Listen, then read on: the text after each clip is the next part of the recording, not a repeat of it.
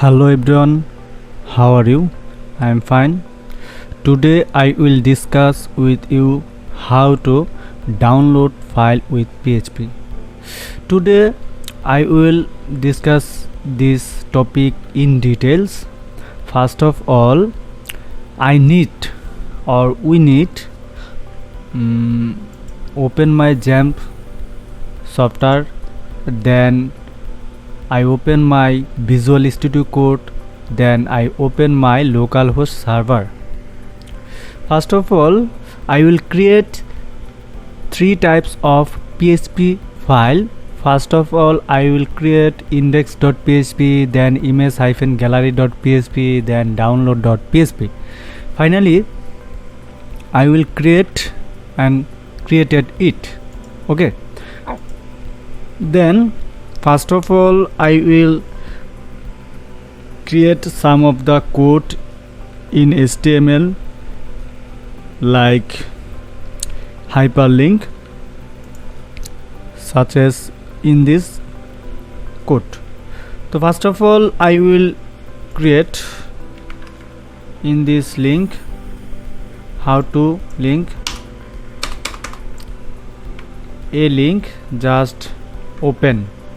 Then I will rename this option download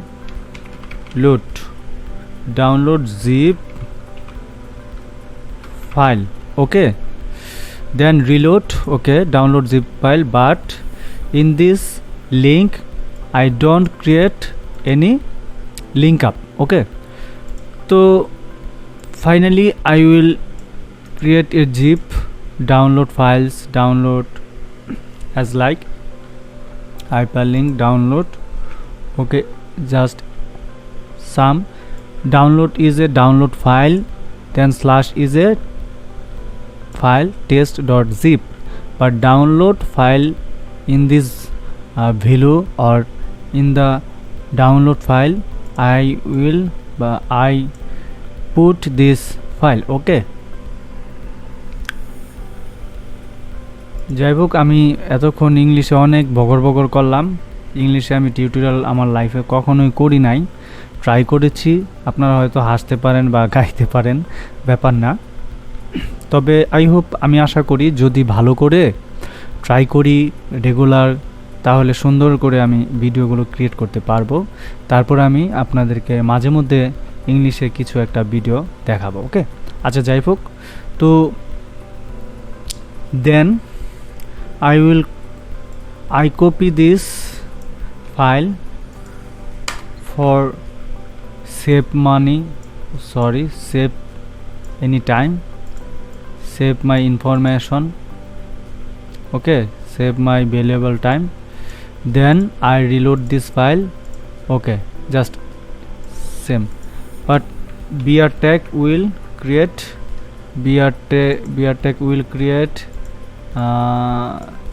I copy this brtag,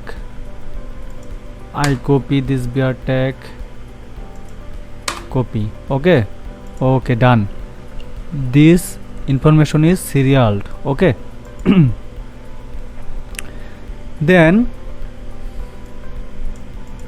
finally I created my information or my file by programming language in this index.php file as like hyperlink. Okay, just I can force image or other kinds of files download directly the user's hard drive using the php read file dot function. Okay, মানে আমি বুঝাইছি এখানে image ফাইলটা, এই যে gallery, এটার ভিতরে আমি যে ইনফরমেশনগুলো যে কোডগুলো রাখবো, ফাংশনটা, এই ফাংশনটাতে তুমি ইমেজও ডাউনলোড দিতে পারো, তুমি কোনো ফাইল ডাউনলোড দিতে পারো, পিডিএফ দিতে পারো, তারপর জিপ ফাইল ডাউনলোড দিতে পারো, এটা তোমার ব্যক্তিগত ব্যাপার। ওকে, আচ্ছা, then I transferred my post, then I will create HTML in syntax, then body tag middle body tag. I will create some information style like etc etc. Okay, done. I will copy this information from this code box, just replace it. Okay, then HTML tag is start and end, body tag start and end. Everyone know that must be our code is typed in the body tag. Okay, then style as like CSS information, meta, title, etc etc. Okay, acha. PHP code start and PHP code end. Then array according containing sample image file. First of all, I create an variable image name, then array pass. Array, that means in the same time in this in the one variable I replace many kinds of information, that's called array, like kites.jpg, balloons.jpg. Okay, then loop through array to create image gallery. Loop created for each image as image.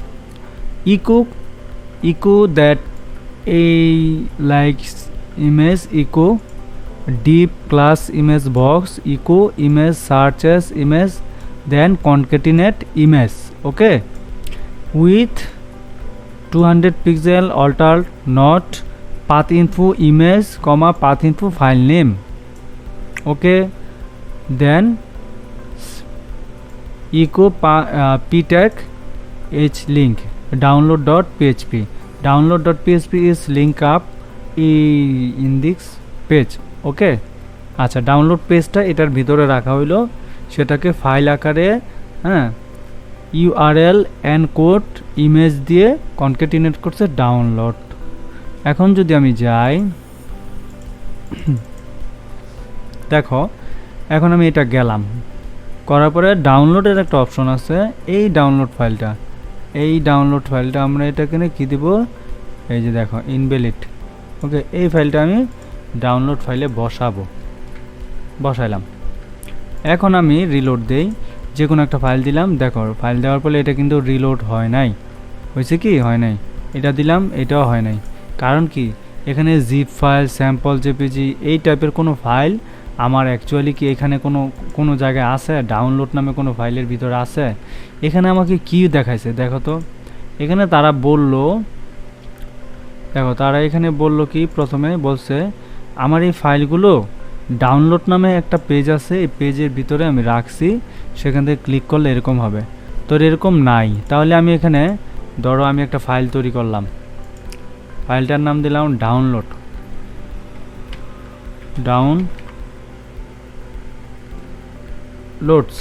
নামে একটা file তৈরি করলাম। এই ফাইলটার ভিতরে আমি কিছু image রাখি। হ্যাঁ, তো এটা কিভাবে রাখবো, একটু আমি যাই আমার ইয়েতে।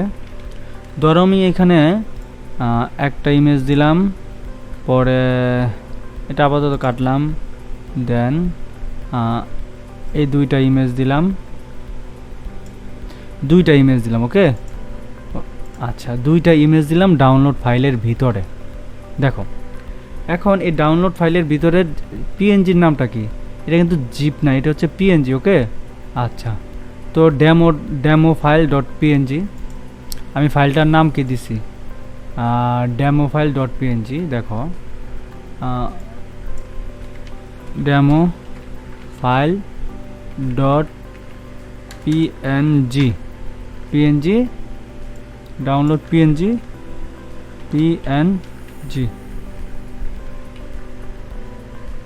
ওকে, দেখো এবার রিলোড দেই। এখন পিএনজি ফাইলটা কিন্তু আমাদের এই ফাইলের ভিতরে আছে, তাই না? এখন রিলোড দাও, ওয়াও, দেখছো চলে আসছে না? এখন কিন্তু আমরা এটা দেখতে পাচ্ছি, ঠিক আছে? এখন আমরা এটা দেখতে পাচ্ছি। ওকে, ডান। পরের পার্টটা দেখো, এখানে কি বলছে, ইমেজ অ্যান্ড কোড, এই সেই কোড এখানে পাথ প্যারামিটার সহ লিখে দিছে। প্যারামিটারে অ্যান্ড কোড টাইপ, হেডারে ফাইল এক্সিট, ফাইল পাথ, কন্টেন্টের লেন্থ, দা ইনভ্যালিড, এই জিনিসগুলো জাস্ট এখানে পেস্ট করে দিছে। তোমরা এটাকে পেস্ট করে দিবা। কীরকম দেখো, বলছে রিকোয়েস্ট যদি ফাইলে যায়, রিকোয়েস্ট যদি ফাইলে যায়, এই ফাইলের ভিতরে ডি কোড ইউআরএল এন্ড করে স্ট্রিং হবে, দেন প্রি ম্যাচ হবে। প্রি ম্যাচ বলতে কি এখানে হাবি যাবি কিছু থাকতে পারবে না, ফাইলটা হবে ফাইল পাথ, ইমেজের ভিতরে থাকতে হবে ফাইল পাথ। ওকে, আচ্ছা, ইমেজের ভিতরে ফাইল পাথ থাকতে হবে। এখানে অ্যাকচুয়ালি ইমেজটা কোথায়, ইমেজটা কোথাও নাই। ওকে, ইমেজ ফাইল, এটা একটা ফোল্ডারের নাম দিছে, ফাইল পাথ ইমেজের ভিতরে গেল, দেন এই ফাইলটার নাম চলে আসছে, তাই না? আচ্ছা, এই সিস্টেমটা করেই আমরা অ্যাকচুয়ালি কীভাবে ফোর্স করা যায়। দেখো এখানে ক্লিক করলে কাজ করতেছে না, কারণ হচ্ছে এখানে কাজ না করারই কথা।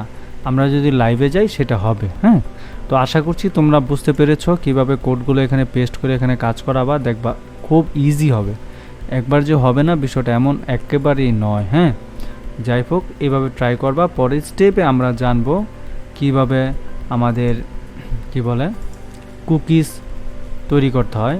হ্যাঁ, কুকিজ কি, কুকিজ দিয়ে কিভাবে কাজ করতে হয় ওয়েবসাইটের ভিতরে, এই জিনিসগুলো আমাদের জানাটা খুবই গুরুত্বপূর্ণ। Thank you so much.